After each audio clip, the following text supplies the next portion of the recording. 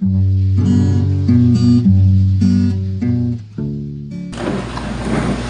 na mo ng Diyos, salamat na usab sa mga opportunity nga gihatag kani kanamo bagong adlaw. Nga din kami adunay panahon sa pagsimba kanimo sa espiritu sa kamakuran. Salamat Father God sa imong pag-uban kanamo, paghimo kanamo nga angayan nga makaambit sa tinuod nga pagsimba sa dihang kami in fellowship with you.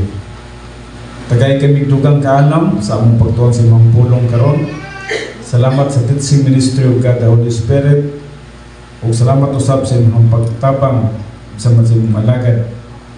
Salamat sa dugang nga kaalam nga samtang mga pagkaon ako sa akong mga karnero, akong mga pagkaon sila, mabusog sila, ug nga may kalabutan sa ilahang espirituhan nga pagkinabuhi. Ako lang mong kinigitugyan ang dalang nga kanimo. Salamat sa imong pagtabang kanamo. Pinagilamang sa pangalan ni Kristo Jesus, atong Diyos at atong manluluwas. Amen. Okay, mga lingkod ang tanan. Before tamuani sa atong subject, ako sa i-emphasize kadyo o kung sa importante word nga in fellowship with God, no? Ngano nga importante kay na siya tungod kay kasagaran sa mga magtutuo karon siguro sa tibuok kalibutan, nagunaw na sila nga basta na lang sila sa simbahan, okay na, no? So mo na pamunahuna sa kadaghanan, no? But ato yung gina-emphasize kini siya nga sa atong pagkinabuhi, hindi man lang ganin na sa simbahan sama sa atong panimalay.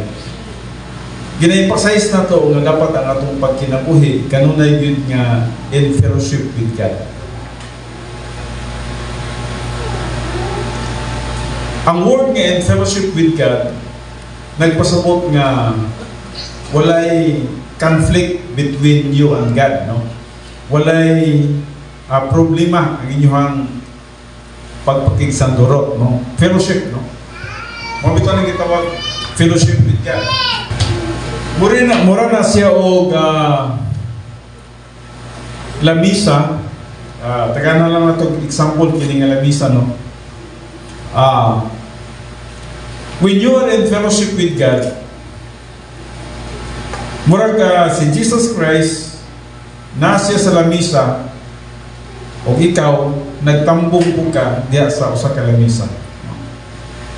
Nga diin, you are part of the group. Nahimo kang kabahin sa maong meeting. You are in fellowship. Kung wala ka diya sa lamisa, gitawag ka o you are out of fellowship.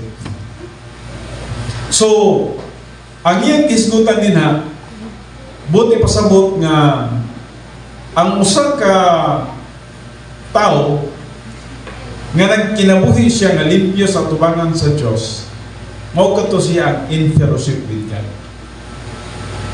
Katong usa ka tao nga nagkinabuhi nga adunay sala sa iyang kinabuhi, either nahadlok pa siya, just that para sa to gamay kay sala, nabalaka ba siya o nag-uol ba siya, kana lang kasala, gamay kay ng salanan, pero muna yung nagkapa-out niya sa fellowship, no?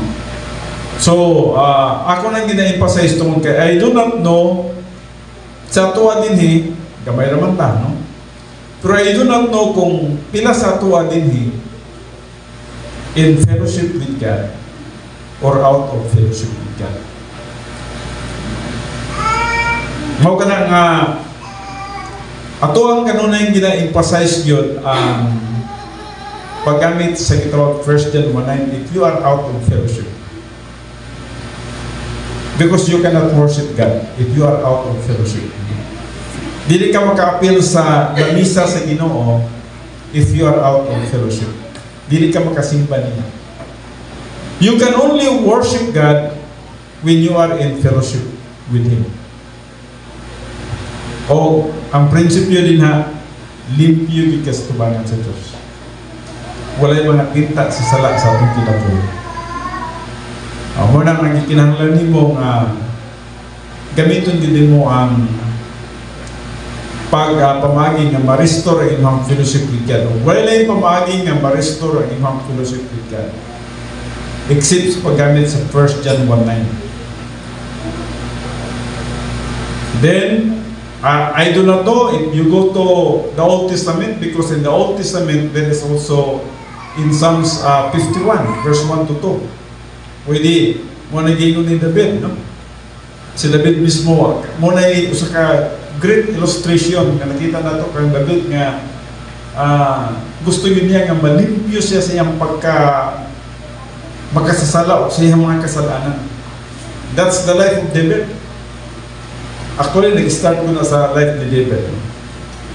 And then, pag-abot din sa 1 John, isulat ni John the Beloved. Nagkikinahanglan, gamitin nyo na ito ang pamahagi para nga malimpyo ito sa tubanan sa Diyos. You cannot worship God when you are out of fellowship with God. Wala na yung pamahagi, no? Either 1 John 1:9 or Psalms 51 verse 1 and 2. No? Now, there are people sa itong nakita na diin gihatagan nila o pagtagad ang pagkinabuhi nga in fellowship with God. And one of those is the life of Enoch. Si Enoch, gamay lang kaayo siya o kasaysayan sa Biblia. Siguro kung magbasa mo sa Enoch, makaingon mo, grabe po kadaginot kayo inimiyahang istorya sa Biblia. Makita lang nimo siya sa Genesis o makita nimo siya sa Hebrews. Genesis 5:22 to 24. 3 verses lang in the book of Genesis. Nasulti ang kinabuhi ni Enoch. But if you just read the life of Enoch in Genesis 5:22 to 24, which is atong hatagag pagtagad sa pagbasa, makaingon kita nga gamay lang kaya kay saysayan ni Enoch, pero grabe kadako kayo o impact bisan man sa atong kinabuhi karon. Now, akong pagbasahon nagaingon din sa verse 24 at 22 to 24. O naglakaw si Enoch kuyog sa Diyos sa human siya manganak kang Mitusalam o tutulong kagatos katuig og nanganak og mga anak nga lalaki o mga anak nga babae. 23. Og ang tanan nga mga adlaw ni Enoch midangat og tutulong kagatos og kanuman og 5 katuig. Og si Enoch naglakaw uban sa Diyos og nawala siya kay gikuha siya sa Diyos. Nganong nga grabe kay unique ang kinabuhi ni Enoch. Usa siya sa diskutan sa Biblia nga wala moagi og kamatayon. Imagine that, gi-snatch lang siya na wala siya sa kalibutan. O wala na siya makita sa mga tao. Nga naman, kung sa man ang iyang kinabuhi, tungod kay nagkinabuhi siya nga naglakaw sa kabubuton sa Diyos. Mao ka lang kinabuhi ni Enoch. Gi-snatch siya. Now, napayusan niya na atong nakita nga gi-snatch po, no? Si Elijah, but we will not talk about Elijah. The second person nga itong nakita din nga nagkinabuhi sila. Nagkinabuhi sila nga in fellowship with God, walking with God. Mao si Noah. Si Noah.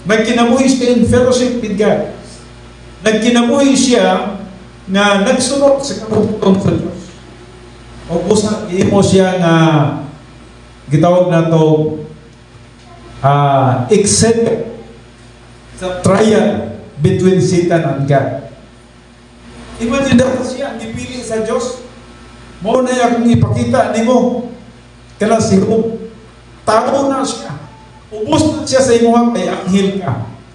Pero kanang tapat na nagkinabuhi sa katarong. Nagkinabuhi nga blimplis.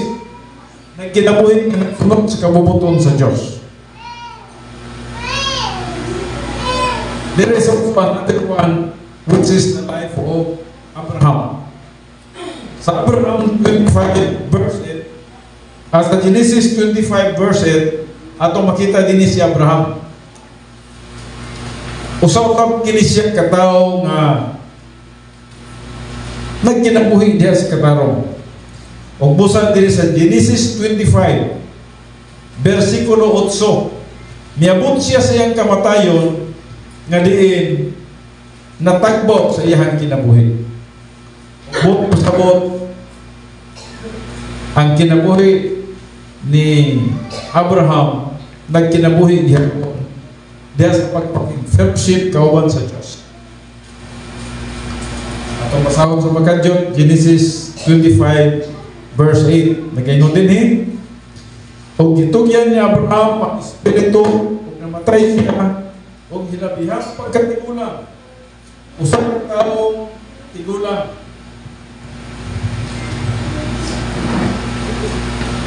O puno sa mga tuig o gitipon siya sa iyang katawhan.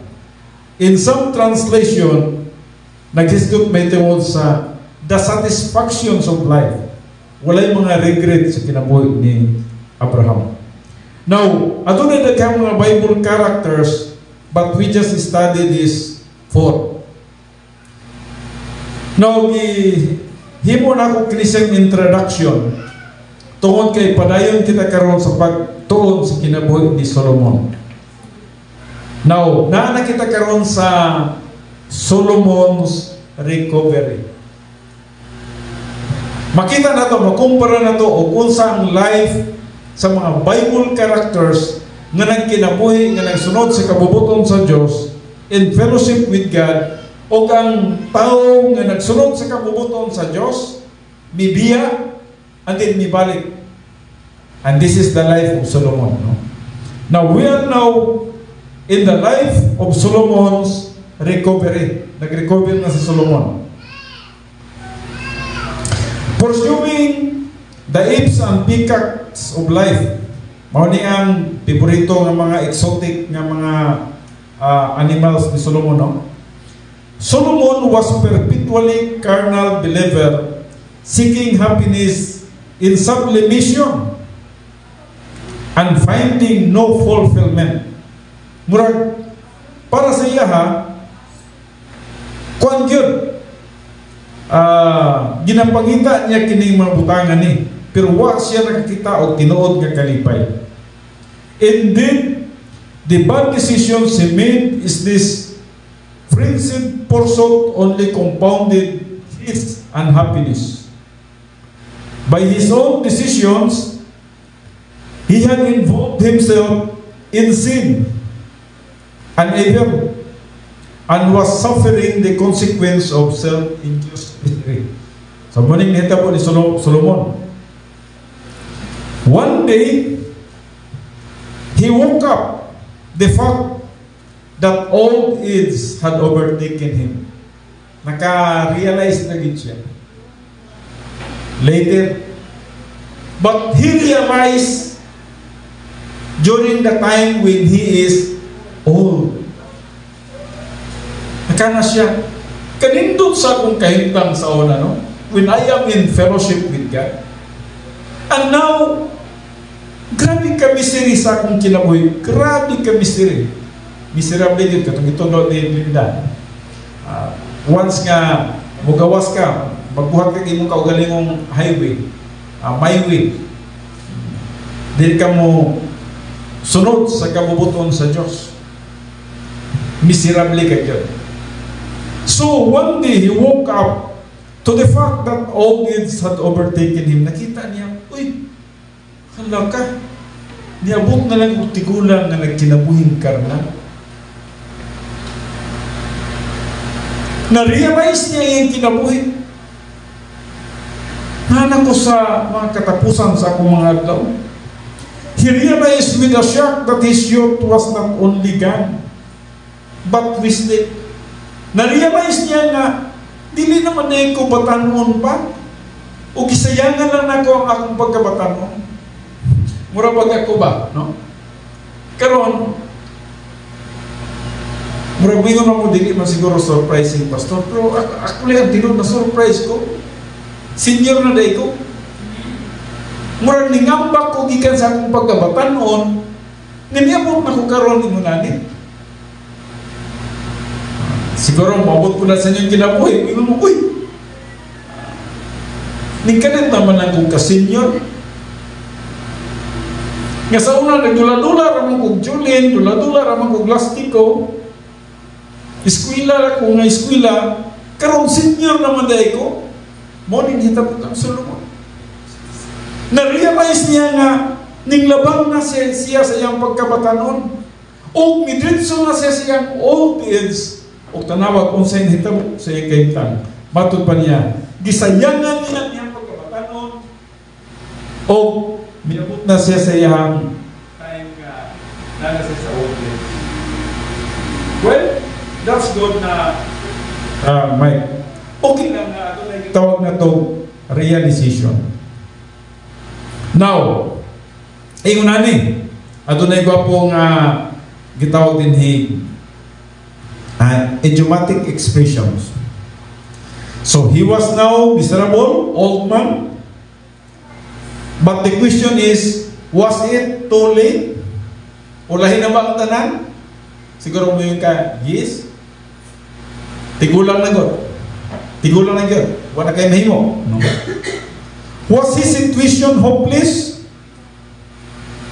Now in Ecclesiastes 9:4, for whoever is joined with all the living, there is hope. As long as you are still alive, you still have a hope. And Ecclesiastes 9:4 says, surely a live dog is better than a dead lion. Ang nahibalutan nga, ang lion mo pinakaisog nga mananap, especially sa forest. Siya yun, ang pinakasikat. Pero matod pa rin sa Ecclesiastes 9:4, a live dog is better than a dead lion. Buti mo sabot. Bisan mong tinuod, kung ang iro, walay kaya na sa leon, pero kung ang leon patay na, mas isog pa ang iro. Mas isog pa ang iro. So, samtang napakanin mo ang kinabuhi, mas maayo pa na napasay mo ang kinabuhi kaysa patay na ka. Bisan man sa old age ni Haring Solomon, mas napa siya tsansa na makabalik sa pagpangalagad sa Diyos. Where there is life, there is hope. As long as Solomon was still alive, God had a plan and purpose for his life. So though Solomon had failed, God's plan is always greater than any human sin or failure. Muna ang nakanindot sa grasya sa Diyos. Bisan man tinuod, gihurot-hurot, siguro, gitudo-tudo na yun ni Haring Solomon ang iyang pagkabatanon, gato sa carnality. God's grace is still there. Grabe ka dako sa grasya sa Diyos. Mabito lang si Peter na gayon, grow in grace and in the knowledge of our Lord and Savior, Jesus Christ. Paul said, you have saved through grace. Mamugin na ang mayang balita, grasya mo yun. Ang grasya na si Jesus Christ namatay sa cross. And we really need to grow in grace and in the knowledge of our Lord and Savior, Jesus Christ. For the believer out of fellowship, God's plan calls for one thing and one thing only, the rebound technique. Maorganit mamagi. Kung ang usang katao na out of fellowship, ang tawag sa Diyos sa iya, balik lang nako. Anytime na mubalik mo nako, makig-fellowship ko, kauban ninyo. Wala gidilit niya pagkadawato sa diyan kita mubalik ngadto kaniya. So, the rebound technique immediately upon naming or citing his sins to God the Father, the believer is forgiven of his sins, cleansed from all wrongdoing, and restored to fellowship with God. Nana po kayo magpakig-fellowship kauban sa Diyos. You can worship Him. You can praise Him. Thank you God sa mga grasya ng gihatag kanako. Salamat sa mga opportunities, mga privilege ng gihatag na ni kanako. Nga din ako makapangalagad nga nagkanimo. And God will give you more opportunities to serve Him as long as you are alive. You are better than a dead lion. You are better than a dead lion. Than a dog which is still alive. Magunsa man ang imong kaisog kung patay ka na. Mas may pag irok ka basta napakay tsansa sa pagpangalagan. And you really need to restore your fellowship with God. Solomon certainly rebounded and returned to fellowship with God in his later years. Balik siya, no? Pero dito na sa iyang old age. Refreshed once again by the Word of God in his soul and no longer bogged down in carnality. Yun siya. Di na dyan kong magkarnal. Pero mo lagi na nasa siya old age. Di na siya modus carnality. He was able to recover from spiritual neglect and diversionism. Yes, recover siya. Kaya mo man naging sa John 6:37. Bisan kinsa nga budol kaniya dili niya ikasalikuay.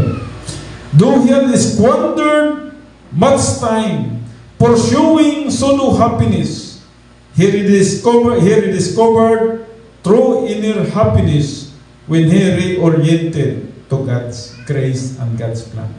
So kita diya mo niya, nasilip diya mo niya nga magiling to ang grasya sa Diyos sa kang plano sa Diyos. I need to go back.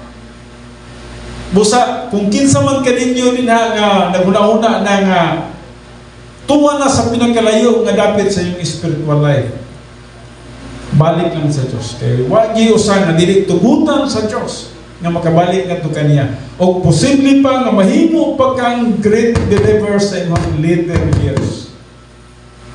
Pwede pa nga maghamtong ka. Now, wag niyang mensahe sa mga batanon. Naghatag niya siya mensahe sa mga batanon. Spiritually recovered but still feeling the aches in his old bones. Ka-recovered na siya pero nana mga sakit sa iyang mga bukog. Solomon began to reflect on the nature of youth. Hibalo siya, ang mga batanon, likon pagkikain ni siya, ligdong pagkain ni sila. Ako, wala na. Gungis na ko. Gusto niya mga lagad sa Ginoo, pero wala na. Lisod na sa paglakaw.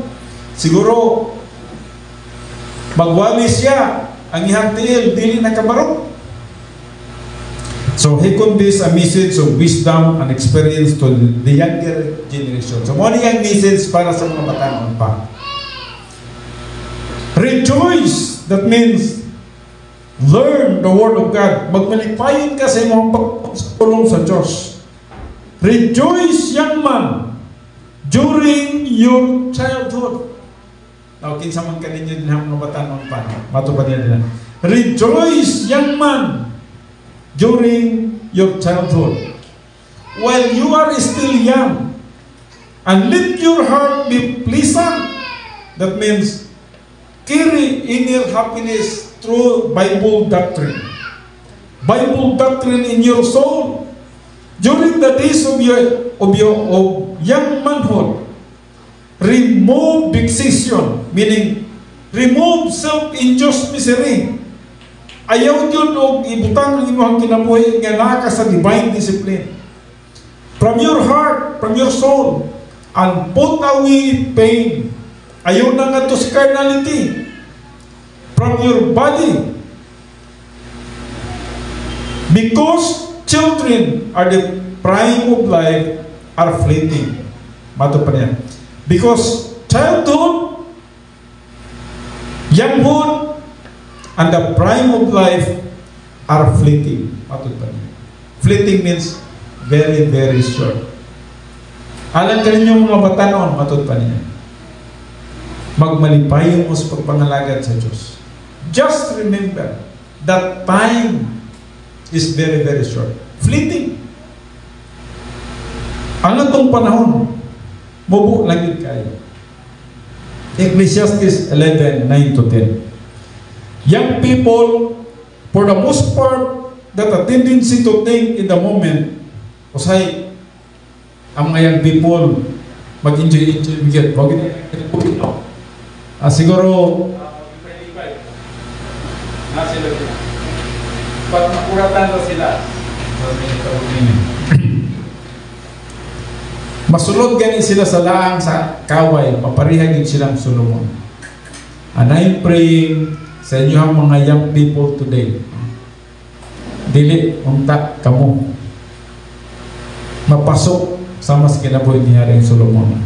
Well, I really praise the Lord when I got saved in 1982. That was July 11. After my salvation, a matter of months, no? Paspas kayo. Tingala ko, no? Paspas kayo, ang church, nagkuha sila 7 ka mga workers o kusa ko nga napili. You cannot believe, no? And by that time, there were many members nga gusto silang mapa-eskwela sa kuha. Pa-eskwelahon ko nilang college. Na taga-opisina nga, taga-angkong trabaho para makapadayon mo sa akong pag-eskwela. They offered many things to me. But during that time, education is not my priority. Ang sa'yo priority, ministry. Tulo sila na nag-offer sa kuha. But when the pastor asked me, kung sa may imahang pag-apilion, ang ministry nag-offer sa kuha, 300 pesos monthly. Pero mingon ko, Pastor, I will choose the ministry. Gigakos ko niya tama.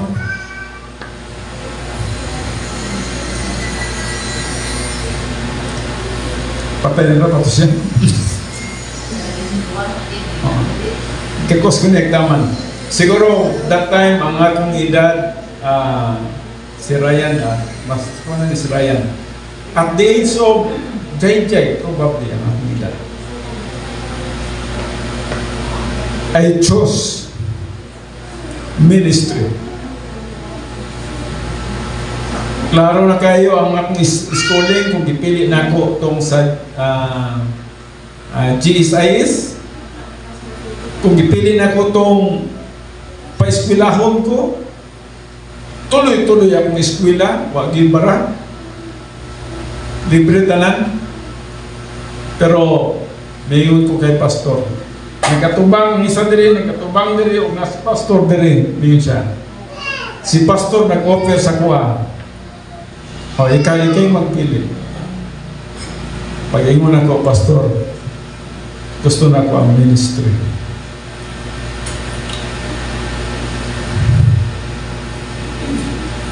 I really praise the Lord.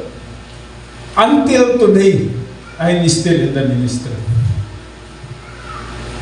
Until today.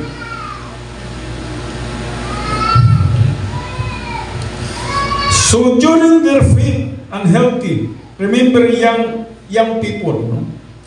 During their fit and healthy years. Katong mga likon pa kay sila, healthy pa kay sila. Most young people presume that feeling good is an ordinary way of life. Then they wake up one day and realize they are getting older.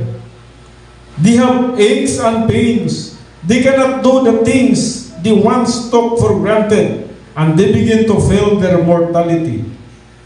After a vain and frivolous youth, they are totally unprepared for this later stage of life.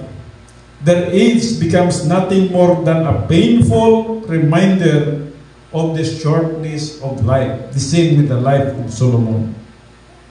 The essence of Solomon's message is this: if you spend your younger years frantically searching for happiness and neglecting to pursue a relationship with God, neglecting Bible doctrine, your aging will be miserable. Makuratan ka lang nga nagtubo ka. Ngayon, di ay ang inyong kinabuhi na nagkasa miseries. And I just do hope that you are not in the divine discipline. Dito doon na ni Linda ganina. They have no happiness, no peace, no power.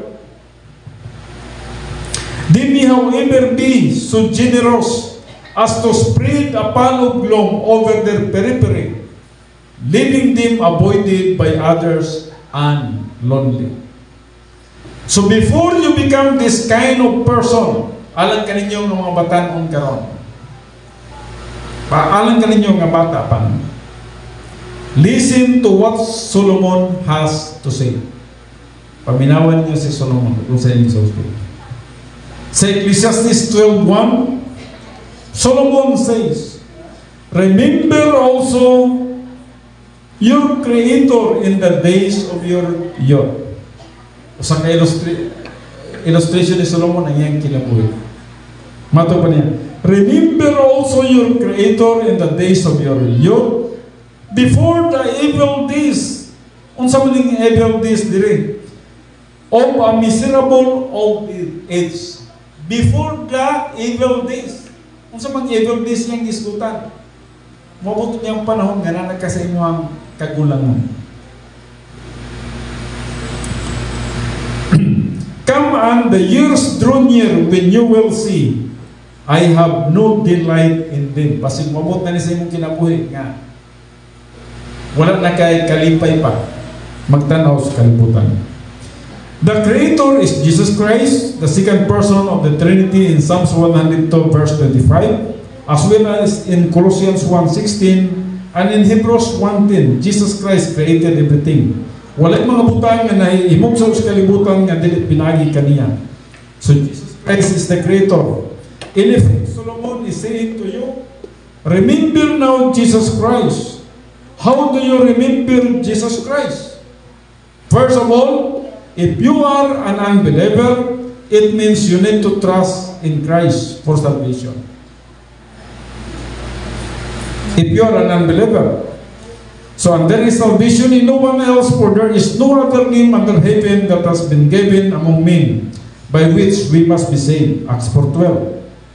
If you want to spend eternity with God, you must believe in Jesus Christ now, and that is for the unbeliever. Behold, now is the acceptable time. Behold, now is the day of salvation. 2 Corinthians 6:2. And then Jesus said, I am the way, the truth, and the life. No one comes to the Father but through me. John 14:6. Second, if you have expressed faith alone in Christ alone, that means nagtuon na ka kang Kristo Jesus ngayong Ginoo manluluwas. You remember Him through the consistent intake and application of the Word of God. Mao gini ang sunod nimong buluhaton. Consistent intake of the Word of God. Ngano ka nga adunay pipila lang yun, nag-alingasag sa pagsigig tuon sa pulong sa Dios. Apan mas daghan yun ang wala nagpagkabala sa pulong sa Dios.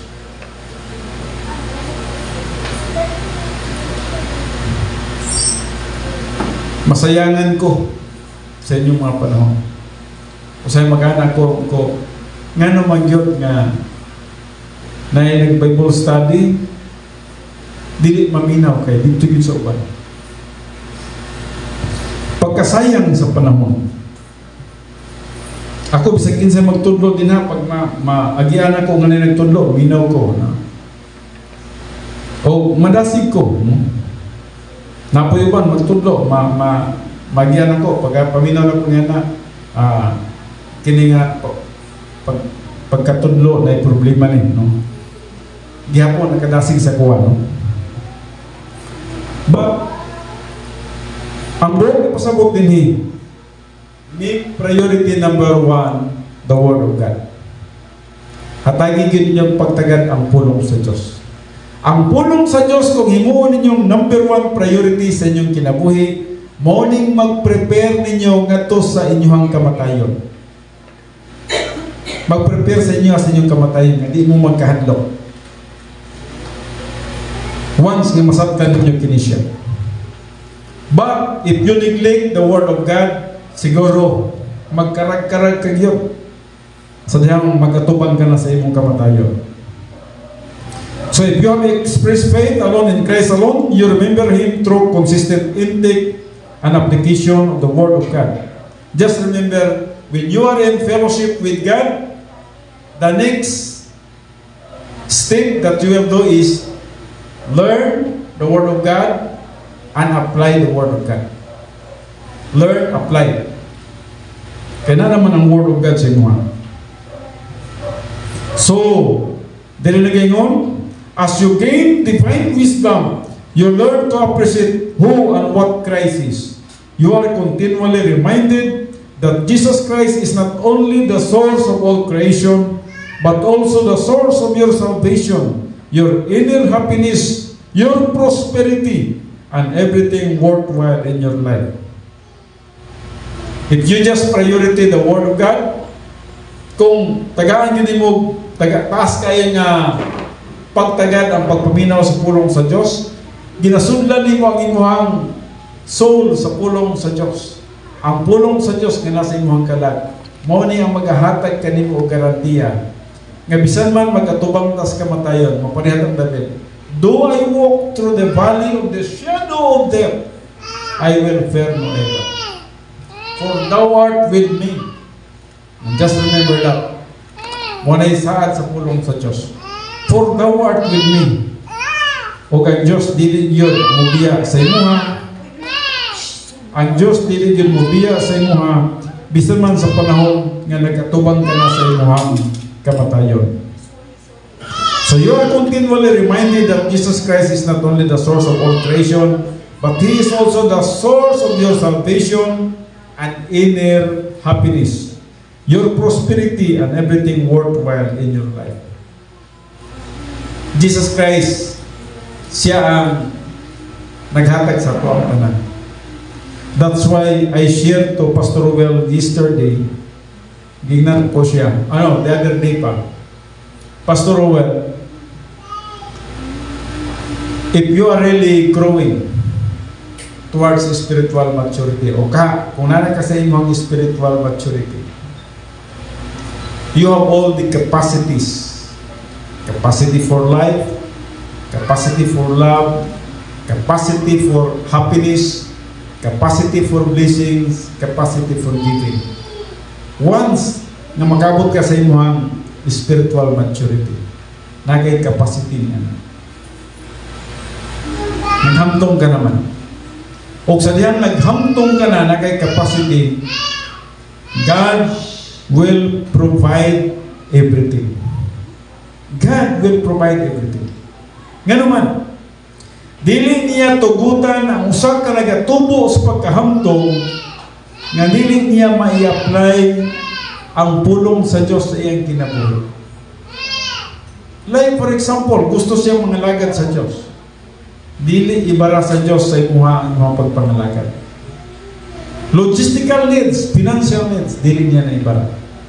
Yatag niya.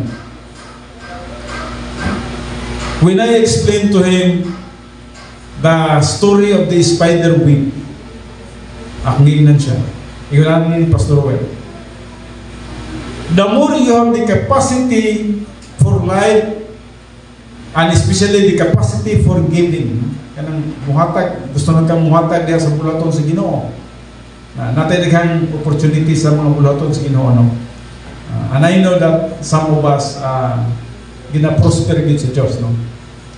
So, kung diya sa sunod sa imong una-una, gusto ninyo kayo mo gamiton sa Ginoo pinagi sa pagtabang sa mga bulaton sa Diyos. Ang Diyos mag-provide sa imuha og mas dako nga spider web. Naibalo ba mo kung sa spider web? Katong puyanan sa damang.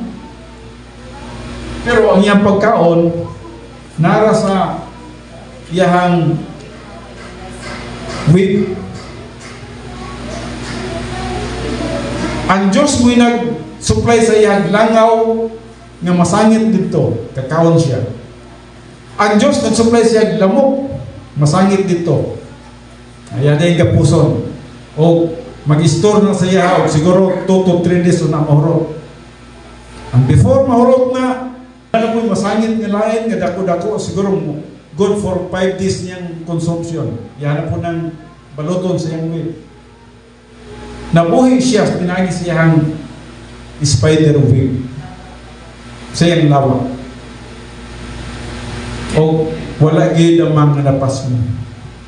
Wala damang nga napas mo. Permanente yung na masangit. O the more nga magatubo ka na to sa pagkahamtong, the more spider web ang buhaton sa Ginoo alang sa imo. Matingala lang ka nga daghan ng mga sangit diri, mga sangit. O ang imong panginahanglanon, makaingon na ka, this is really God's grace. Dili na ka makaingon nga, this is because of my effort. This is because of God's grace. And by that, todo-todo ka sa pagpangalagad sa Diyos. Because dili niya ihinder ang imong desire ng mga lagad sa Diyos. O gusto kang muhatag nito sa uban, muhatag sa simbahan, muhatag sa mission, muhatag sa DGTS, muhatag sa children's ministry, muhatag sa mga fellowships. And then because you have that in your mind, and then converted into your soul, gituuhan nimo na imong doctrine nga gikinahanglan mo share jud ko sa mga bulaton sa Ginoo, ang Diyos magpadako sa imong web. Tungod kay naa sa imong kalag ang paghatag. Dili ka pagkakulangon. Makapangalagad kayo ngadto kaniya. So God will give you inner happiness, your prosperity, and everything worthwhile in your life. Way makulang sa imo. Mo nang ingon si David, the Lord is my shepherd, I shall not want. Nganong nakasulti si David niya na? Because the grace of God is greater than his needs. So the Lord is my shepherd, I shall not want. Walay magulang man to. Ang Diyos ang nag-provide sa kuwan. Kalit naman nag-isgutan sa Biblia, bisan ka niya mga langgam, himo ng illustration ni Jesus Christ. Huwag man sila nagtanong, huwag sila nagpugas, kakaon man sila. Ang lilis of the valley, matingala ka nga, gwapo kayong pagkatanawon, nga huwag manunta na siya nagsuroy-suroy, nagita sa iyahang sanina, pero nga nung nalimpyo, nindot kayo siyang pagkatanawon. So as you progress in understanding, as you progress your understanding, the Lord Jesus Christ, you grow in grace and in the knowledge of our Lord and Savior Jesus Christ, your love for Him grows. You focus moment by moment on Him. You become occupied with Him as His thinking. The mind of Christ permits your thinking, since the Lord is the focus of your life. You cease to depend upon people or circumstances for love, happiness, or security. Pursuing Christ, you find true happiness. You share happiness, His happiness. Occupation with Christ during your youth, literally during your days of youthful vigor, prepares you for the challenges that accompany old age, maintaining a fantastic inner happiness in your later years. You will have the most phenomenal service for the Lord. You will live as a true aristocrat of Christianity. Hero, meaning hero. Whether your old age is spent in the soul. Now, ano na gigamit niya diri? Whether your old age is spent in the salt mines of Siberia. Buti mo sabot. Bisang pag dito ka ibutang sa kabatuan sa Siberia. Ang Diyos, pagagamiton gyapon kanya dito. Sa Russia na, itong mga batuon ng mga dapit. Or even in the hills in Southern California. Bisang tuwa ka sa mga pangpang sa mga dapit sa California. God will bless you there. On the other hand, if at any time you forget the source of your blessings by getting your eyes off Jesus Christ, mani, ang kabaligtaran, kung mupalayo ganing ka diha sa imong pagpakig-fellowship kauban kang Kristo Jesus, o i-neglect mo ang Word of God, and unto the details of life, muadto ka sa kalibutanon, you will have no happiness. No matter how pleasurable your circumstances may be, you will find no delight in them. Hindi ka makabaton. Yan na. O kalipay. Nawalita karon sa The King's Treatise on Old Age. Tanawa kung sa nitabo ni Solomon. Nibalik siya sa Ginoo nga tigulang na siya.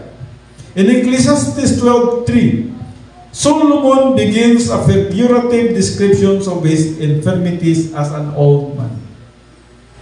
In Ecclesiastes 12:3, Solomon begins a figurative description of his infirmities as an old man.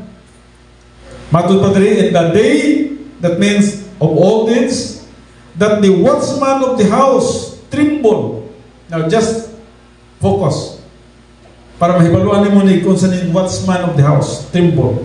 And mighty men stop, bow themselves. And grinding ones stand idle, because they are few, and those who look through windows grow dim. Upat kabuk ang iyang gisgutan diri. And I just hope makuha ninyo ni. The first is talking about his hands. The watchman of the house is talking about his hands. And then, ang sunod, the mighty men stop. He's talking about his leg. And then, that's it. Kini mga pangag na ta. And then, ang ikaw pa, kini nga tong mata nga muhalap na. The watchman of the house is a metaphor for the hands. Kini kamot, trembling and shaking involuntarily. While the priest mighty men represents the legs and bent and overtaken by weakness. You can imagine the scene of Solomon's palace. Huna-huna kung sa si Solomon. Sa diyang nagsulti siya sa iyang kagulangon. One pleasant Sunday morning, Solomon rise from the bed, only to stumble to the ground. Iunana na yung kinabuhi. Gusto ka mong nalagad sa Ginoo. Pero pagbangon pa lang mo sa imong bed, kimubangon ka, matumbang ka naman ganit. Kaya wala na may kusog di ay ang inyong tiil. Pero gusto ka mong nalagad sa Ginoo. After gingerly making his way to the breakfast table, he discovers he cannot hold his hands still. Napasay kamot. The real coffee spilled onto his throat. Royal kay hari biya siya. Siguro ang niyang ginainom nga coffee dito, mga kuwagyan, mga mahalon kayo. Kanang broad, sana, sa tawagan na. Mga royal coffee. Pero samtang nagagunit siya siyang coffee, pag inom pa lang niya na, mayabon na siya sa nina. Kaya nagkurog lang iyang kamot.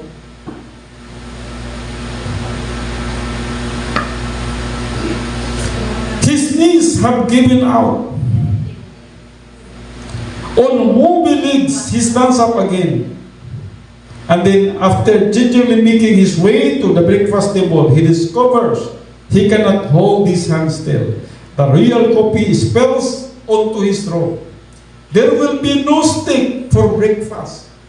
Di na siya makakaon ng karne. Pangag naman. Kulang ang ipon, di nam kausap og insakto.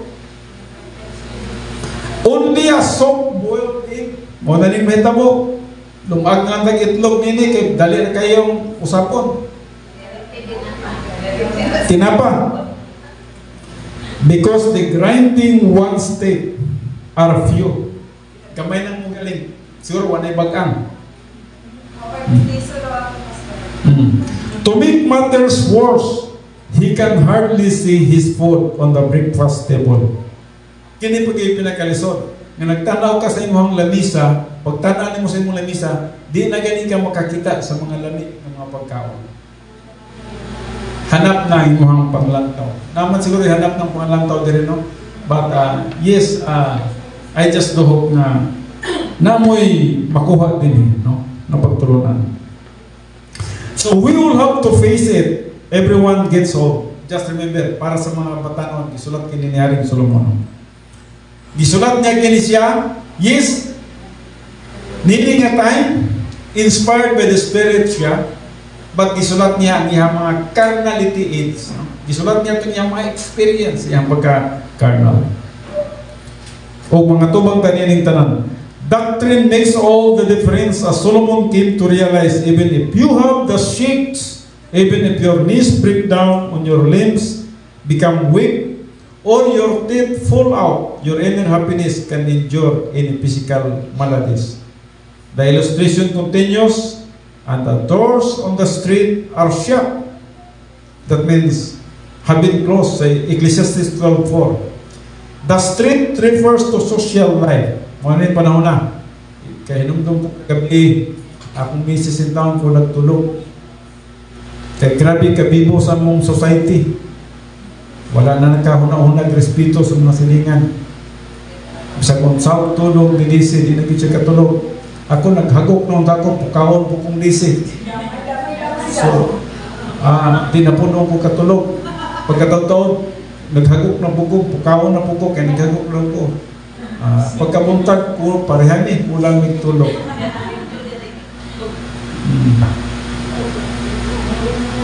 So, ganun apan ang mga katauhan, nag-enjoy sila sa socialization, sa entertainment, sa kalipay, singgit, hudjaka, pleasures, lipay-lipay, kanta. Wala may minaw, kinsang silingan din na nagkinahanglan nga makatahulay. Yun na.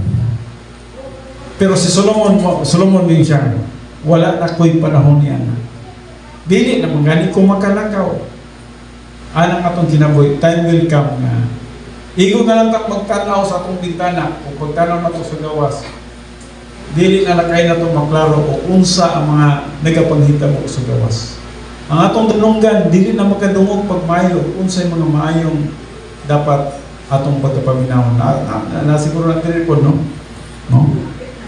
So the streets refers to social life. When the doors are shut to the street, a person has essentially lost contact with the rest of the world. Dili na ka makaapit sa socialization. This is often true of people in old age who are confined due to illness, neglect, or handicap, or simply because they have outlived their generation. Isolated from the mainstream of life. Dili na ka makaapil-apil yun. Ignon ka naman sa imong anak, ayaw na pagpakita dito pa, kay ulaw. Sila na may maulawan. Puyo ka nalang balay. Basig manimaho pagka dito. Though this sounds tragic, the resources of Bible doctrine can and do ko. Just remember this. Kung mabot man sa itong panahon kining old age, once you have Bible doctrine in your soul, even in your old age, you can still remember the word and the promises of God na maghatag kanimo og kalipay.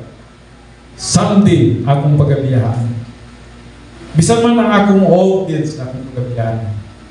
And I will be in eternity forever. Magkinabuhi ko sa umlabot ng panahon nga din puno na og kalipay.